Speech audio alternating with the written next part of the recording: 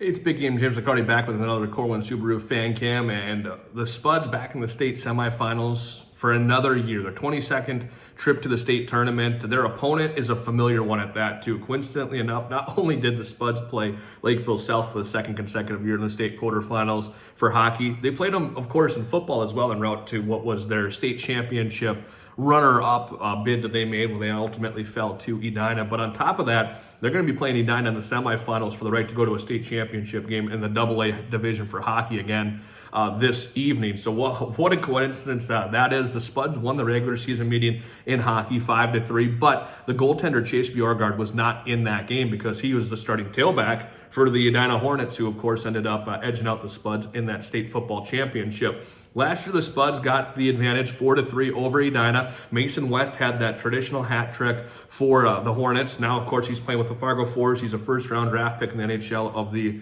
Chicago Blackhawks, but the Spuds have had an incredibly balanced attack. They played really well last night. They had a couple of goals from Max Cullen, who is approaching 30 goals now in the season. Joey Cullen scored late in that third period as well. That helped stretch out that Spuds lead. And the final dagger was Tyden Bergeson, the captain for the Spuds, scoring that fourth goal where he did a little bit of a dangle on the goaltender for Lakeville South, got him off balance, ended up on his stomach, and then Bergeson was able to work it around. So I'm encouraged for a really fun matchup tonight between the Spuds and Hornets. It'll be interesting to see how things shake out. Will Arnold, the sophomore, who is kind of emerge as one of the top netminders, not just within the section, but the entire state of Minnesota. He had 23 saves and 24 attempts last night, 12 of which came in the third period where the Spuds overcame a 5-on-4 disadvantage in a penalty kill. They had a 5-on-3 penalty kill that they killed for about 90 seconds in total last night. They were absolutely terrific. The one goal he gave up was 10 seconds after one of those penalty kills that they were able to get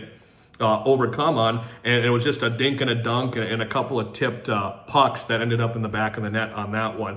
Bjorgard, though, is going to be tough to get by for the Spuds tonight. They're going to really have to work hard and get things dirty in the net area, kind of in that crease, to make sure that Bjorgard is not comfortable this evening. Also, you did have McConnell. He had a hat trick last night against Andover for Edina. He's an electric player. There's a couple of young men on this team that have taken up the mantle now as juniors and seniors for the Hornets. They're scoring at a high clip right now. They're playing really well defensively like the Spuds. In this game, a lot of it's going to come down to which netminder is able to play a little bit better with what their defenses are presenting or what the opposing offenses end up coming up with. So I'm excited to see how that shakes out. And who knows, one of these two teams is going to end up in the state championship tomorrow night, just a matter of which one. And I'm excited to see if the Spuds can defend that state championship and edge out the Hornets for the second time this season and the second consecutive state tournament semifinal game at that.